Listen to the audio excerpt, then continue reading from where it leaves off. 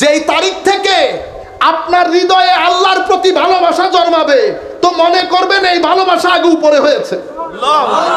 এই ভালোবাসা কোথায় হয়েছে?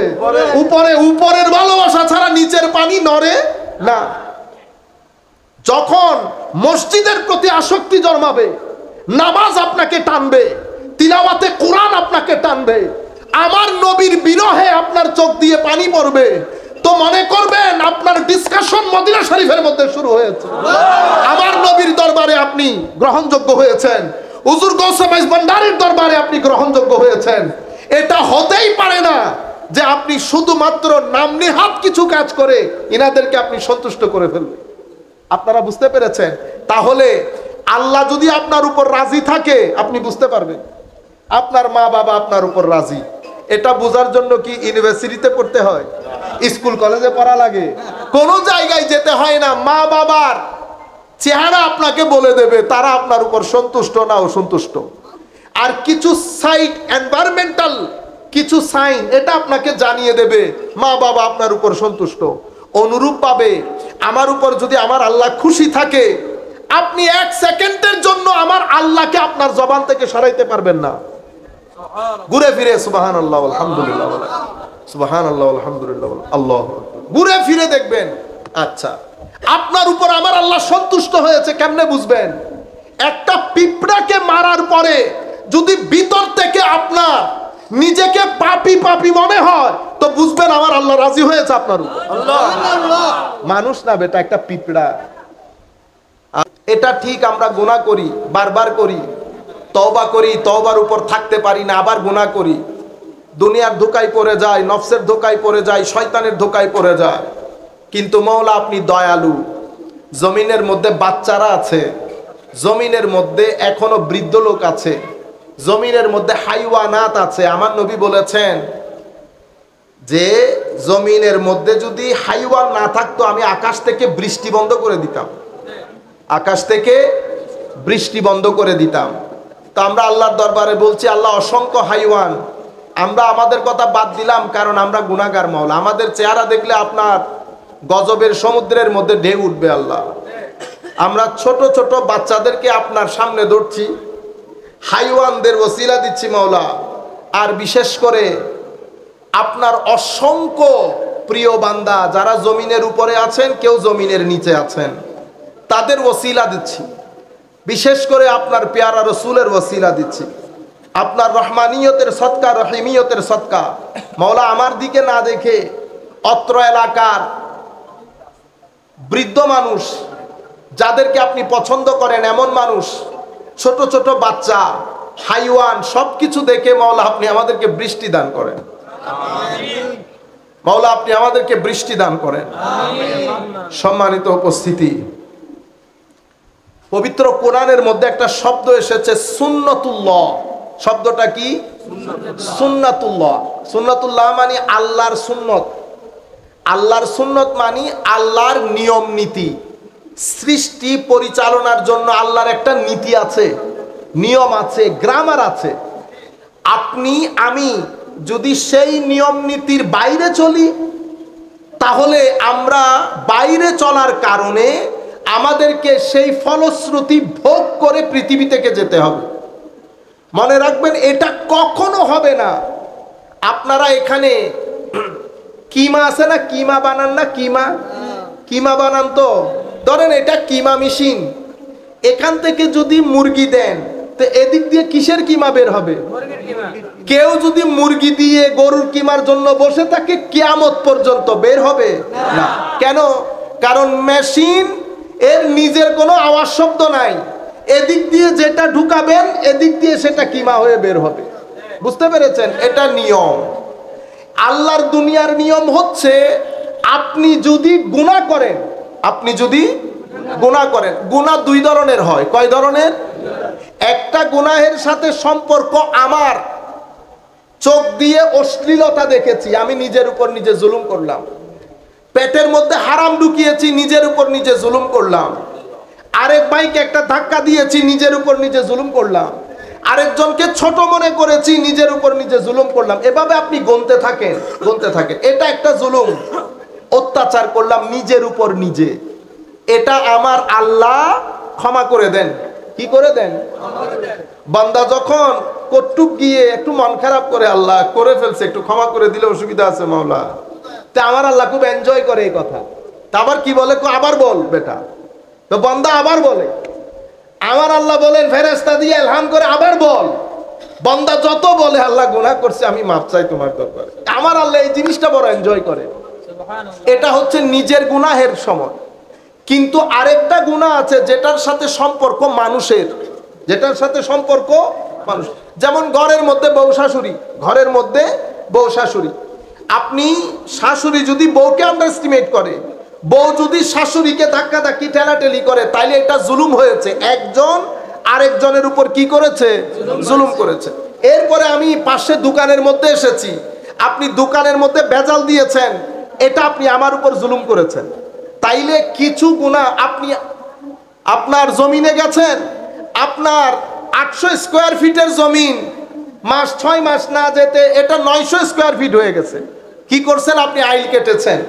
তাইলে এটা আপনি আরেকজনের, আমরা বলি না হক খেয়েছেন, আমি বলতেছি আরেকজনের উপর জুলুম করেছেন, আরেকজনের উপর জুলুম করেছেন। আপনি এদিক দিয়ে বাইক নিয়ে যাচ্ছেন, বাইক নিয়ে, এটা আপনার রাস্তা না, অপোজিট থেকে রিক্সা আসতেছে, আপনি পার্টি করেন বা অন্য কিছু, আপনার চাচা টাচা বড়, আপনি এমনি তাকাইছেন, জুলুম করেছেন। কি করেছেন? জুলুম। ছোট জুলুম, মাঝারি জুলুম, বড় জুলুম। এখন এই কাজটা করেছেন আপনি আরেকজনের উপর, ঠিক না? তাইলে আপনি হয়েছেন জালেম। এই গুনাহটা আমার আল্লাহ ক্ষমা করে না, এই গুনাহটা আমার আল্লাহ, এটা আপনার পকেটে যত বেশি জন্মাবে, তত আপনার জীবন দুর্বিষহ, অশান্তি, ডিপ্রেসড হবে। এটা সুন্নতে ইলাহি। এটা কি? আপনি এই গুনাহ করার পরে আমার নবীর মদিনা শরীফের রওজা শরীফ ধরে যদি লটকেও থাকেন, আমার নবী ফিরেও তাকাবে না। আপনারা এই জটিল জিনিসটা বোঝার চেষ্টা করেন। যারা জীবনে এটা বুঝতে পেরেছে, যেই যুবক, তাকে 1 লাখ টাকা ইনকাম করতে হয় নাই, তার 20,000 টাকা 20 লক্ষ টাকার বরকত দিয়েছে। আপনারা বুঝতে পেরেছেন? যেই যুবক এই ফিলোসফি, একেবারে নরমাল ফিলোসফি, এখানে কোনো জটিলতা নাই, কমপ্লিকেসি নাই, কমপ্লেক্সিটি নাই, এই সিম্পল বিষয় যেই ব্যক্তি বুঝতে পেরেছে, তার জীবন সোনায় সোহাগা হয়েছে। কিন্তু এই জিনিসটা যদি আপনি বুঝতে না পারেন, দেখেন আমি কি করি, আমি বের হয়েছি বাইক নিয়ে, ঠিক তো? বাইক নিয়ে বের হওয়ার সময় প্রথমে একজনকে গালাগালি করছি, ঠিক আছে? গালাগালি করার পরে আরেকটু সামনে গেছি, আরেকজনকে ধাক্কা দিছি, আরেকটু সামনে দিছি, সামনে যাওয়ার পরে কে কি বলছে না বলছে, গেছি সলা পরামর্শ করে দুইজনকে ছাড়াই দিতে, একজন যেহেতু পক্ষের, আরেকজনকে দিছি গেজা। আপনি দেখেন কয়টা জিনিস আপনি ভিতরে পকেটে পুরাইলেন, একটা জুলম, দুইটা জুলম, তিনটা জুলম। এরপর আপনি মসজিদে ঢুকলেন নামাজ পড়ার জন্য, আপনি পাঞ্জেগানা নামাজ না, মসজিদের ভিতরে যদি আপনি 50 ওয়াক্ত ফরজ নামাজও পড়েন, আপনার এই পকেটের গুনাহ পকেটে থেকে যাবে। আপনি এগুলা নিয়ে ভিতরে ঢুকবেন। আমি আপনাকে আরো সিম্পল করে বুঝাই, বুঝতে সহজ হবে। গ্যাস্ট্রিক তো বুঝেন, গ্যাস্ট্রিক? আচ্ছা, গ্যাস্ট্রিক মানে কি? গ্যাস্ট্রিক মানে হচ্ছে আপনার স্টোমাকের ভিতরে গ্যাস জমে গেছে। তো গ্যাস জমে গেলে এটার লেয়ার 3টা। কয়টা লেয়ার? 3টা। একটা নরমাল হাঁটা চলা করলে বের হয়ে যায়, মাঝারি ধরনের চলে গেছে, তখন আপনাকে ওই অ্যান্টি গ্যাসের ওষুধ খাইতে হয়। আমাদের এখানে 1000 ধরনের ওষুধ, না 1000 ধরনের, আলটিমেটলি হচ্ছে ওমিওপ্রাজল, হাবিজাবি, এগুলা রিলিজ হয়। গ্যাস যখন চরম পর্যায়ে পৌঁছে যায়, এটা কোথায় যায় জানেন? এটা আপনার আলটিমেটলি গ্যাস আপনার সিনা ব্লক করে আপনার, এটারে কি বলে, আলসারে, ওই যে আপনারা হঠাৎ করে মারা যায়, যে আমরা হার্ট অ্যাটাক হয়ে যায়। কেন? কারণ পরিপূর্ণরূপে গ্যাস যখন আপনাকে ব্লক করে দেয়, খিদা লাগতেছে, আর খিদা আছে আপনার পেটে? খিদা নাই। এখন আপনি হচ্ছেন ডায়াবেটিসের রোগী, পেটে কিন্তু পেট খালি, গ্যাসের কারণে আপনি ক্ষুধা ফিল করতেছেন না, এদিকে ডায়াবেটিস ড্রপ করছে, এক ধরনের সমস্যা। আপনি এখন স্যালাইন নিচ্ছেন, মেডিকেলে ভর্তি হয়েছেন, অনেক কিছু না, এটা হচ্ছে পেটের গ্যাস্ট্রিক। কেন গ্যাস্ট্রিক হলো? তো গ্যাস্ট্রিক হয়েছে, পেটের একটা পছন্দ অপছন্দ আছে না, তো পেটে চাচ্ছে আপনি এই খাদ্যগুলো আমাকে দিবেন না। কি কি দিবেন না? তেল দিবেন না, আপনি ফ্রাই দিবেন না। দোকানের মধ্যে, আমাদের দোকানগুলোর মধ্যে এক তেল দিয়ে খাওয়াইতে খাওয়াইতে খাওয়াইতে পরে তেলগুলা ডিজেলে পরিণত হয়েছে আমার ভাই। এরপরে আপনি গেছেন কোথায়? কাবা শরীফে। আপনি কাবার আস্তর ধরে যদি লটকে লটকে দুনিয়া থেকেও চলে যান, আমার আল্লাহ আপনাকে ক্ষমা করবে? বুখারী শরীফের রওয়ায়াত না, আমার নবী ইরশাদ করছেন, এক ব্যক্তি দীর্ঘ সফরের পরে ধুলিময় চেহারা আল্লাহর দরবারে ফরিয়াদ করছে, আল্লাহ আল্লাহ। আমার নবী বলতেছেন, মালবাসুকা হারাম, মাকালুকা হারাম, মাশরাবুকা হারাম, আন্না ইউস্তাজাবু লাক। আমার নবী বলছেন, তোমার কাপড় চোপড় হারামের, তোমার খাওয়া দাওয়া হারামের, তোমার পানি পর্যন্ত হারামের। তুমি এখন আল্লাহ আল্লাহ করলে আল্লাহ কি তোমার ডাকে সাড়া দেবে? এটা গ্রামার আল্লাহর। আপনি এতটুকুন কাজ করার পরে তেলের একটা ব্যবহারের একটা নিয়ম নীতি আছে না? আপনি এই তেল ব্যবহার করতে করতে তেলকে ডিজেল বানিয়েছেন। এই তেলগুলাকে শত মানুষকে খাইয়ে তাদেরকে মৃত্যুর মুখে পতিত করেছেন। এরপরে যদি আপনি আমার নবীর মদিনা শরীফের মধ্যে গিয়ে ইতিকাফ করেন, আমার আল্লাহর কাবার গিলাফ ধরে যদি লটকে থাকেন, আমার আল্লাহ দেখবে আপনার দিকে? এটা আল্লাহর গ্রামার না, এটা আল্লাহর গ্রামার। কেন? কারণ আপনি যেই গুনাহ করেছেন সেটার মাধ্যমে মানুষ ক্ষতিগ্রস্ত হয়েছে। আপনারা বুঝতে পেরেছেন? এটাকে বলে সুন্নতে ইলাহি। এখন আমার পেট বলতেছে আমাকে ভাজা পুরা তেল এই হাবি জাবি এগুলো আমার ভিতরে দিস না। আপনি দিয়েছেন দিয়েছেন দিয়েছেন।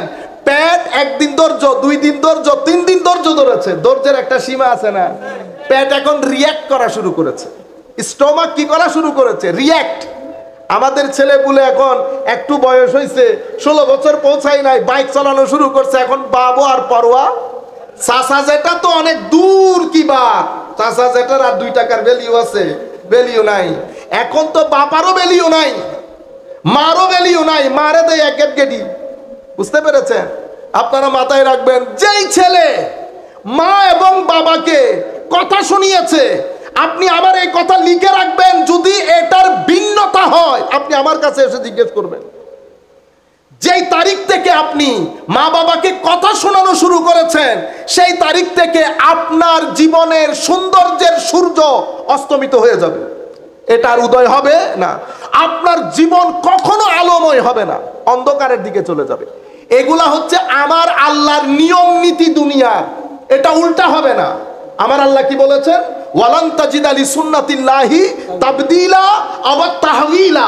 আল্লাহর সুন্নতের কোনো পরিবর্তন, পরিবর্ধন, পরিশোধন, সংযোজন, বিয়োজন কিছুই হয় না।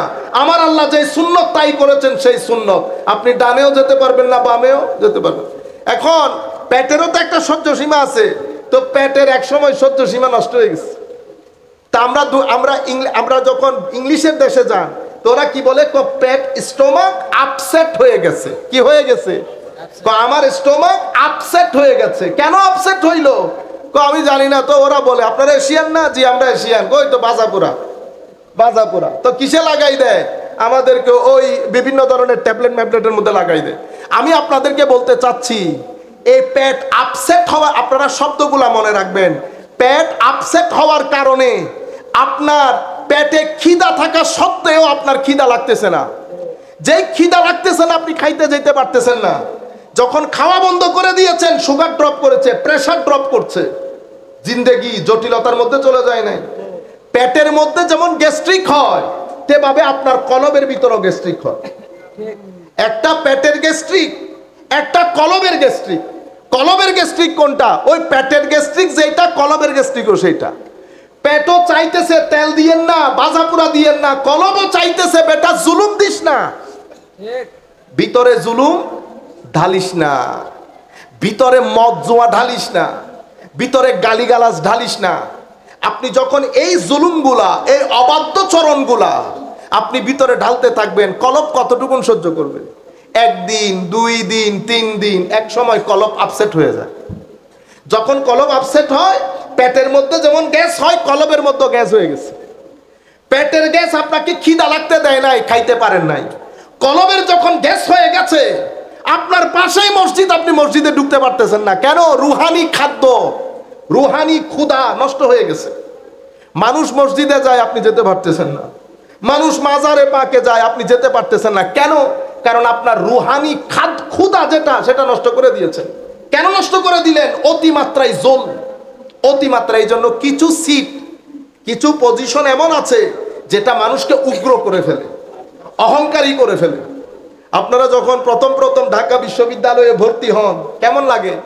কেউ কথা বলে? ঢাকা বিশ্ববিদ্যালয়ের ছেলে কথা বলতে চায় না। প্রথম প্রথম যখন বিসিএস দিয়ে কেউ প্রশাসনে ঢুকে, প্রথম প্রথম ফার্স্ট ইয়ার সেকেন্ড ইয়ার, তখন কারোর সাথে কথা বলতে ইচ্ছে করে? এগুলা লোড আপনি নিতে পারছেন না, লোড নেওয়া যায় না।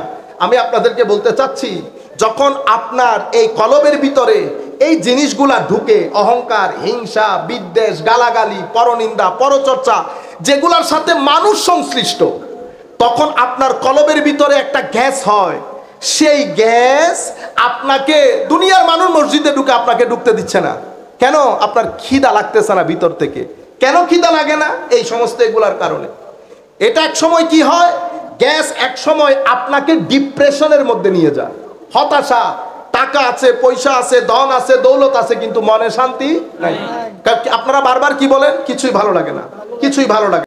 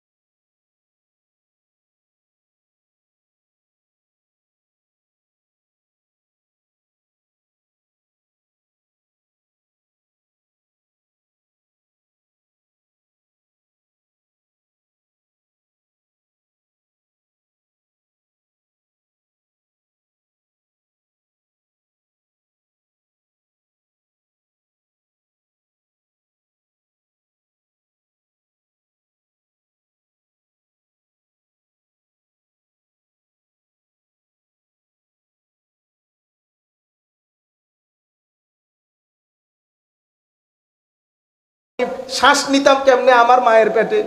কোনো জানালা আছে? কোনো দরজা আছে? তো আমি দরজা জানালা বাদে শ্বাস নিয়েছি, খাদ্য গ্রহণ করেছি, হাসি ঠাট্টা করেছি, আমার মায়ের সাথে খেলেছি। আমার মায়ের পেট তথা কবর, এটা একটা কবর। তো এই কবর হয়ে আমি দুনিয়ার মধ্যে এসেছি। কোত্থেকে? উপরের জগৎ থেকে। ঠিক সেভাবে আবার মাটির পেট হয়ে আমি আখিরাতে ঢুকবো। মাটির পেট যেটা, সেটার মধ্যেও দরজা জানালা নাই, কিন্তু আপনি কি মারা যাবেন? যেই অর্থে আপনি মরে যাবেন চিন্তা করতেছেন, সেই অর্থে পৃথিবীর কোনো মানুষের মৃত্যু নাই। সেটা হিন্দু হোক, বুদ্ধ হোক, মুসলিম হোক, খ্রিস্টান হোক, যেই মানুষ একবার অস্তিত্বে এসেছে তার কোনো মরণ নাই। সে ওখান থেকে এখানে, এখানে এখানে তার কর্মকাণ্ড, সেই কর্মকাণ্ডের উপরে কবর, কবরের পরে হাসর, কেউ জান্নাতে কেউ জাহান্নামে, এখানেও চিরস্থায়ী এখানেও চিরস্থায়ী। আপনি বিনাশ হচ্ছেন, এখানে কোনো বিনাশ হওয়া নাই। ডিপেন্ড করতেছে আমাদের উপর। সম্মানিত উপস্থিতি, আমাদের এখানে আমরা ঘর বানাই, ঠিক না? কারো ঘর অনেক শক্তিশালী কঠিন, আর কারো ঘর নড়ে বড়ে। ঘর যেটা নড়ে বড়ে, ঘর যেটা নড়ে বড়ে, সেটা আমাদের চোর ডাকাত যে সমস্ত লোকজন আছে তাদের জন্য ইজি না, তাদের জন্য ইজি। তো বাইত, ঘরকে বলে আরবিতে কি? বাইত, ঘর। তা আমার আল্লাহ কোরআনে পাকের মধ্যে বলেছেন, ইন্না আওহানাল বুয়ুত লাবাইতুল আনকাবুত। সবচেয়ে জীর্ণশীর্ণ ঘর হচ্ছে কার? মাকড়সার।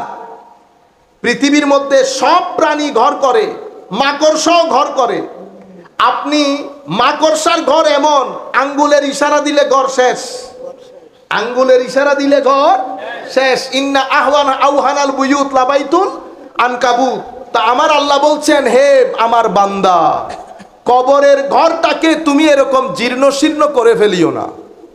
এটা অনেক কঠিন একটা ফিলসফি। আপনারা এখানে বুঝতে পারতেছেন না কেন জানেন? মুসলমানের ঘরে জন্মগ্রহণ করেছেন বলে।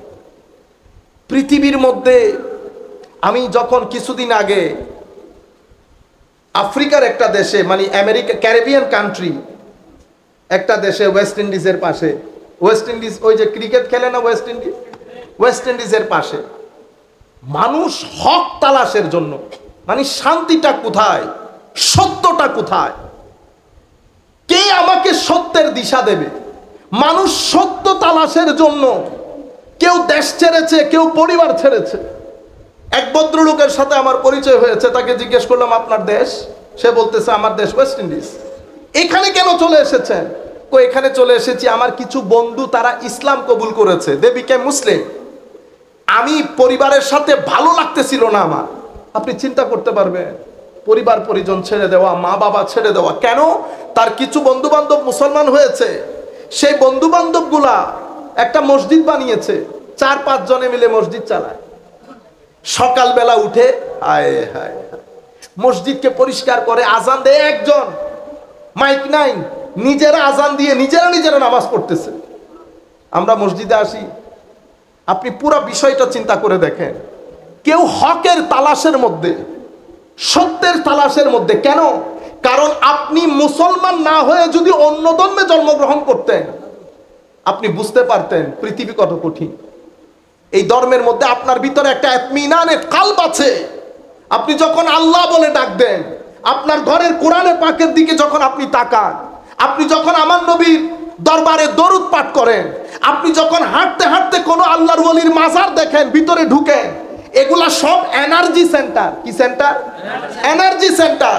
আপনি যেখানেই ঢুকতেছেন এটা চার্জ হয়ে যাচ্ছে, যেখানেই ঢুকতেছেন এটা চার্জ হয়ে যাচ্ছে। চার্জ ছাড়া আপনি মোবাইল ব্যবহার করতে পারবেন, যেভাবে চার্জ ছাড়া মোবাইল ইউজ হয় না, সেভাবে চার্জ ছাড়া কলবেরও ইউজ হয় না। আপনার কলবেরও চার্জ দরকার। আপনি বুঝতেই পারছেন না, অটোমেটিক চার্জ হচ্ছে। কেন? ঘরে আছেন, মা নামাজি, বাবা নামাজি, ভাই নামাজি, আপনি নামাজ পড়েন না, এই এনার্জি আর এই এনার্জি সাথে সাথে হাঁটতেছে, নাস্তা করতেছে, এনার্জি থেকে এনার্জি চার্জ হয়ে যাচ্ছে। সেই কারণে আপনি বুঝতে পারেন নাই, আপনি বেহিস হয়ে গেলেন, হিটলেস হয়ে গেলেন। নামাজ, তাসবিহ, তাহলিল, আখিরাত, কবর, অথচ সময় খুব দ্রুত গতিতে চলে যাচ্ছে। আজকে 2024, 2044 বা 45 সনে আমাদের এখানে বলেন দেখি হাতে গোনে আমরা কয়জন থাকবো? জীবনের ফিলোসফিটাকে বোঝার চেষ্টা করেন। রয়ে গেল দুনিয়াদারি, টাকা পয়সা, এগুলো আপনি, এগুলা হচ্ছে ওই গার্মেন্টস ফ্যাক্টরির মধ্যে একটা ওয়েস্ট বের হয় না, এটার আপনারা গার্মেন্টস ফ্যাক্টরির মধ্যে ওয়েস্টিজের ব্যবসা হয় না, ওয়েস্টিজের আপনারা অনেকে করে তো ব্যবসাটা। গার্মেন্টস কি ওয়েস্টেজের জন্য না, গার্মেন্টস হলে কিছু জিনিস তো ওয়েস্ট হবে, কিছু জিনিস ওয়েস্ট হবে। দুনিয়া যদি এখানে থাকেন, এখানে কিছু জিনিস তো আপনার দরকার হবে, টাকা দরকার হবে, খাওয়া দরকার হবে, মা বাবা আত্মীয় স্বজন দরকার হবে, কিন্তু আপনার টার্গেট কোনটা? আপনার টার্গেট কিন্তু এখানে কেউ না। এটা এতই কঠিন দুনিয়া। এই মুহূর্তে যদি আপনি দুনিয়া থেকে চলে যান, 3 দিন পর্যন্ত 4 দিন পর্যন্ত পৃথিবী আপনাকে স্মরণ রাখবে। এরপরে পৃথিবী আপনাকে এভাবে ভুলে যাবে, মনে হবে আপনার মতো কোনো মানুষ এই ধরার মধ্যে কখনো আসেই নাই। আসেই আমার ভাগিনা মারা গেছেন সমুদ্রে, এই লেকের মধ্যে ডুবে, 18 বছরের টকবগে যুবক। বুঝতে পেরেছেন? গত পরশু আমরা চিন্তা করতেছি, হাই রে দুনিয়া, আমার এরকম কলিজার টুকরা মানুষ পৃথিবী থেকে চলে গেল। আমরা কখনো হাসতেছি, কখনো না আমাদের পিকনিক বন্ধ হয়েছে, না রেস্টুরেন্টে গিয়ে খাওয়া বন্ধ হয়েছে, না ঘরের পার্টি বন্ধ হয়েছে। কলিজার এরকম টুকরা চলে গেছে, আমার দুনিয়ার জীবনের কোনো অনুষ্ঠান বন্ধ হয় নাই। আপনি চলে গেলে বন্ধ হবে, আমি চলে গেলে বন্ধ হবে। সবচেয়ে দারুণ জীবন তো আউলিয়া ইকরামের জীবন। দেখছেন মাজার হয়ে গেছে, লাখ মানুষ আজকে যার নিসবতে এই মাহফিল। আপনারা বলেন না, ও মাইজ ভান্ডারী, ও এটা হুজুর গৌসুল আজম বেটা, এটা কে? এটা হযরতে গোলামুর রহমান বাবা ভান্ডারী কেবলা কাবা। এগুলা হচ্ছে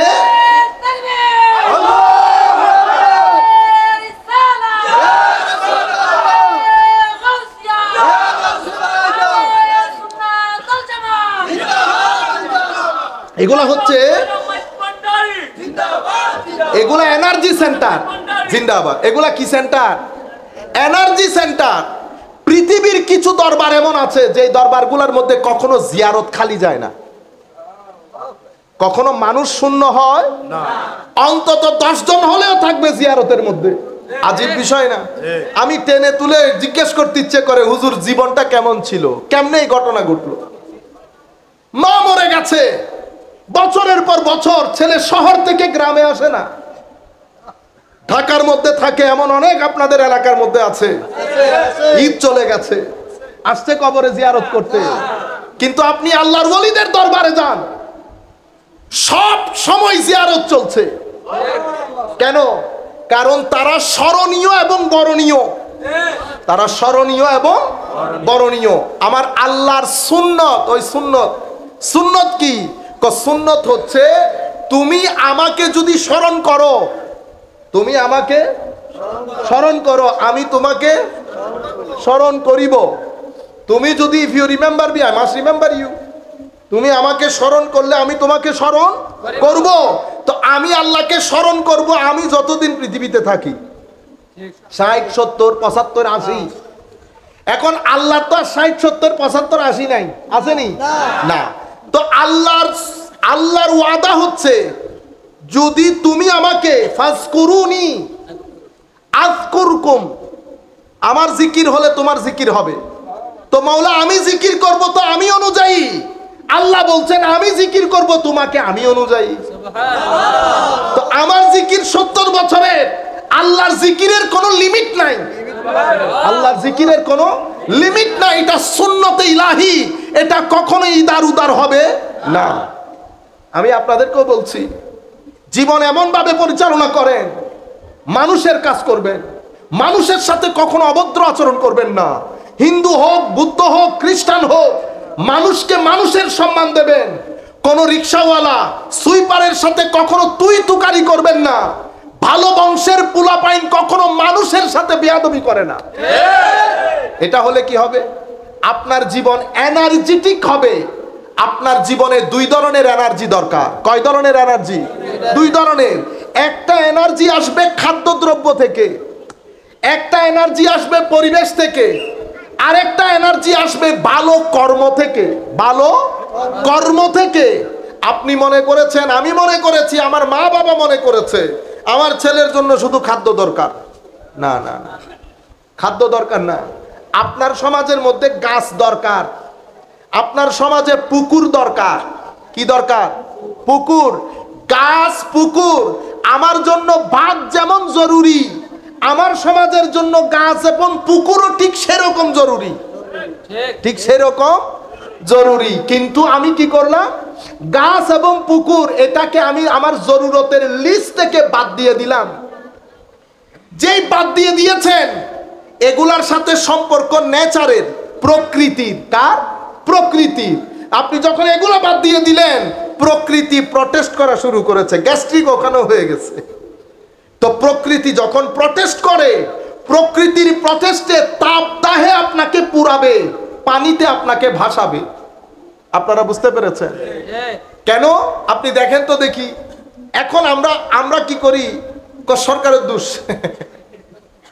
আপনি বুঝতে পেরেছেন? আপনি দেখেন তো দেখি আমি পরিষ্কার পরিচ্ছন্ন কিনা।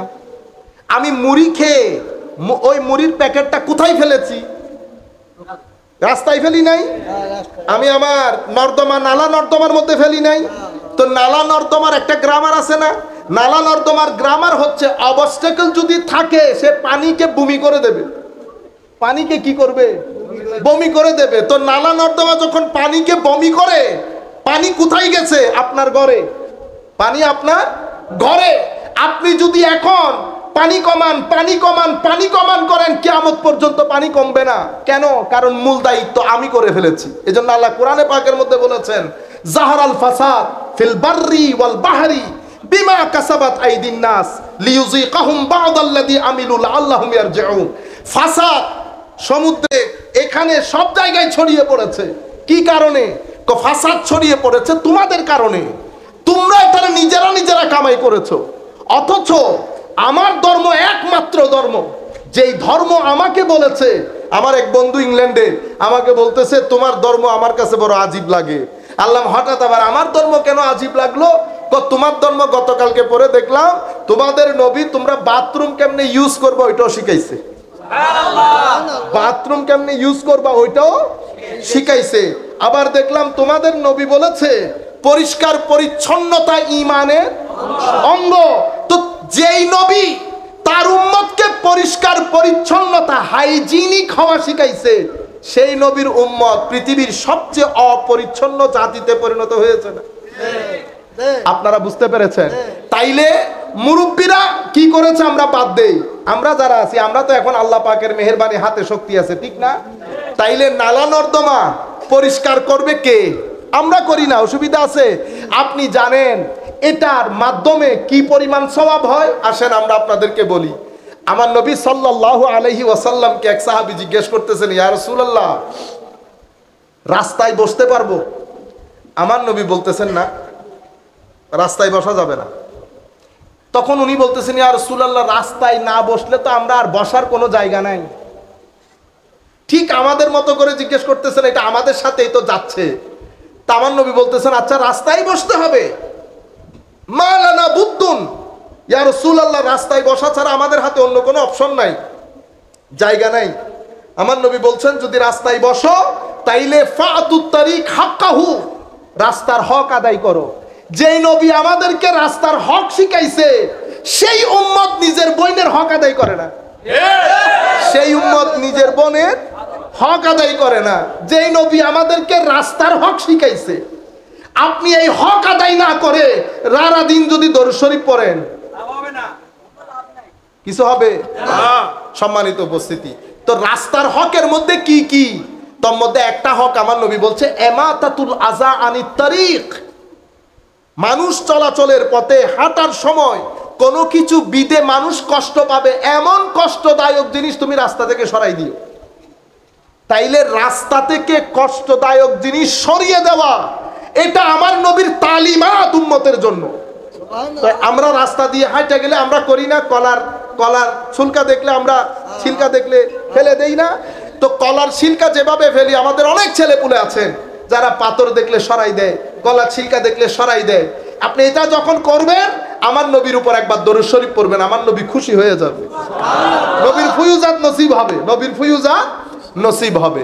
তাহলে এই যে পরিষ্কার, এই যে আমার নবী বলছেন রাস্তার মধ্য থেকে পাথর সরিয়ে ফেলা। আর একটা দারুণ হাদিস দেখেন, মেরাজের রাত্রিতে আমার নবী যখন জান্নাত এগুলা দেখভাল করতেছেন, তখন দেখে এক ব্যক্তি জান্নাতের মধ্যে ইয়াতাকাল্লাবু শব্দটা এসেছে। ওরে একেবারে বেহিস, আমরা বলি না দেদারসে, আর একটা আপনারা বলেন না বিন্দাস, কি বলে বিন্দাস, আমার ছেলেরা বলে।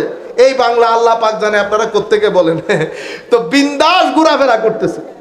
আমার নবী জিবরিলকে জিজ্ঞেস করতেছেন, জিবরিল এরকম একেবারে ঘোরাফেরা করতেছে জান্নাতের মধ্যে, তার কাজটা কি ছিল? লাকাদ রাআইতু রাজুলান ইয়াতাকাল্লাবু ফিল জান্নাতি ফি শাজারাতিন কাতাআহা মিন যাহরিত তারিক আও কামা ক্বালা নবী সাল্লাল্লাহু আলাইহি ওয়াসাল্লাম। ও কি কাজ করেছে? আমার নবী বলছেন, হুজুর পৃথিবীতে মানুষ চলাচলের রাস্তায় তার একটা গাছ ছিল, গাছটা কাঁটাদার ছিল। সে চিন্তা করেছে যে এখানে হাঁটলে মানুষের কষ্ট হয়, শুধু মানুষের কষ্ট হয় এতটুকু নিয়ত করে সে গাছ কেটে ফেলেছে। আচ্ছা এটা একটা কাজ হইল, কিন্তু এটা আমার কাছে আপনার কাছে লেস সিগনিফিক্যান্ট, এত বেশি ইম্পর্টেন্ট না, করছে আর কি। কিন্তু মানুষের চিন্তা করে করার কারণে আমার আল্লাহ তাকে ক্ষমা করে দিয়েছে, আমার আল্লাহ তাকে ক্ষমা করে দিয়েছে। আমি আপনাদেরকে যে কথাটা যেখান থেকে গোড়ায় নিয়ে এসেছি, আমি আপনাদেরকে যেটা বলতে চাচ্ছি সেটা হচ্ছে, আপনার জীবনে কিছু এনার্জি দরকার। আপনি বুঝতে পারেন নাই কেন? কারণ আপনি আপনার মায়ের সাথে বসেছেন, সকালের টেবিলে বাবার সাথে বসেছেন, বাবা চার্জ দিয়েছে, মা চার্জ দিয়েছে, ভাইয়ে চার্জ দিয়েছে। এই চার্জগুলো পেয়ে আপনার মৃত প্রায় মোবাইল 20% জীবিত রয়েছে, সেই কারণে আপনি বুঝতে পারেন নাই। মোবাইল বন্ধ হয় নাই, মোবাইল বন্ধ হয় নাই। কিন্তু আমাদের যে সমস্ত ভাইদের কথা বলছি, তারা সত্যের তালাশের মধ্যে, সত্যের তালাশের মধ্যে। কিন্তু আমাদেরকে তো আর সত্যের তালাশ করতে হচ্ছে না, আমরা তো সত্যের মধ্যে আছি, কিন্তু আমাদের ভিতরে ওই ডিপ্রেশন, আপনারা কল্পনাও করতে পারবেন না ডিপ্রেশন কি পরিমাণ পীড়াদায়ক, জ্বালাদায়ক, মানুষকে কি পরিমাণ কুড়ে কুড়ে খায়। টাইম স্কোয়ারের মতো, আমেরিকান টাইম স্কোয়ারের মধ্যে থেকেও এক ব্যক্তি ভিতরে শান্তি পাইতেছে না, তাকে শরাব খাইতে হচ্ছে, তাকে আরো কত কিছু করতে হচ্ছে। পৃথিবীর সবচেয়ে দামি জায়গা না টাইম স্কোয়ার আমেরিকার, সবার একটা স্বপ্ন থাকে টাইম স্কোয়ারে গিয়ে একটা কি তুলবে, সেলফি তুলবে, ঠিক না? সেই টাইম স্কোয়ারের মধ্যে গিয়ে ব্যক্তির ভিতরে শান্তি নাই। কেন? কারণ শান্তি টাইম স্কোয়ারের ভিতরে থাকে না। আপনি আমার ভাই এই জমিনের মধ্যে কাজ করে সারাদিন 11টার সময় 2টা ভাত খাইছে, বিসমিল্লাহ করে বিড়ি একটা ধরাইয়া ঘুমাই পড়ছে, ডিপ্রেশন আসছে। আপনি টাইম স্কোয়ারের মধ্যে শরাব খাওয়া বাদে জীবনে শান্তি আনতে পারতেছেন না। আর এই ভদ্রলোক এখানে বিসমিল্লাহ, এই জানেও না ডিপ্রেশন কি জিনিস। তারে জিজ্ঞেস করা হয়েছে ডিপ্রেশন কি, এ বলতেছে সেটা কি, কোন ডিপ্রেশন? ও বলতেছে না, ওই বার্গারটা আমি আমার জীবনেও খাই নাই। আপনারা বুঝতে পেরেছেন? আমি ছেলেদেরকে বলতেছি আল্লাহর ওয়াস্তে এবার হুঁশ করেন, এটা অনেক সুন্দর একটা দেশ। এই যে আপনারা আমাকে আনার জন্য মোটরসাইকেল নিয়ে গেছেন না, বেটা এই বেদাত আর করিয়েন না, এই বেদাত আর এগুলাকে বলে উচ্ছৃঙ্খলতা। কি বলে? উচ্ছৃঙ্খলতা। আপনি উচ্ছৃঙ্খল হবেন কেন? একবার চিন্তা করে দেখেন, আপনি যেভাবে রাস্তার মধ্যে আসছেন, রাস্তার গাড়ি কি শুধু আপনি চালাবেন বেটা? রাস্তা কি আপনার? একজন সাংবাদিক যদি আমাকে দাঁড় করিয়ে জিজ্ঞেস করে, হুজুর বলেন দেখি আপনি কি পুরো রাস্তা কিনে নিয়েছেন? এতগুলা গাড়িকে ডিস্টার্ব করে আপনার ছেলেগুলো আপনাকে নিয়ে যাচ্ছে, শরীয়ত এটা কি বলে? আমি তাকে কোনো জবাব দিতে পারবো লজ্জিত হওয়া বাদে? কিন্তু এগুলা হয়তো আপনারা মহব্বত করে করতেছেন, আমিও বলতেছি মহব্বত করে করতেছেন, কিন্তু মহব্বত করে কাজ যেটা করতেছেন বেটা absolutely wrong, without any ifs and buts. কোনো ইফ বাট বাদে এটা একটা রং কাজ। 2-3 জন মানুষ যাবেন, গিয়ে রাস্তা চিনানোর জন্য চলে আসবেন। এতগুলা মানুষ গিয়েছেন, এক এক মোটর সাইকেলের মধ্যে 3 জন 4 জন করে বসেছেন। একটা ছেলে যদি মোটর সাইকেল থেকে পড়ে যায়, দায়ভার আপনি নিবেন না আমি নিব? আমি অসম্ভব মাইন্ড করেছি, আমার খুব খারাপ লেগেছে। দরকার নাই তো, আমি তো কোনো আর বহুত বড় কিছু না। আপনারা বুঝতে পেরেছেন? এই বেদাতগুলো আর কখনো করবেন না। আমাদের মতো কেউ যদি চাই যে এই বেদাত হোক, আপনি সরাসরি না বলে দেবেন। সরাসরি কি বলে দেবেন? না বলে দেবেন। মাহফিল জমানোর বিষয় না।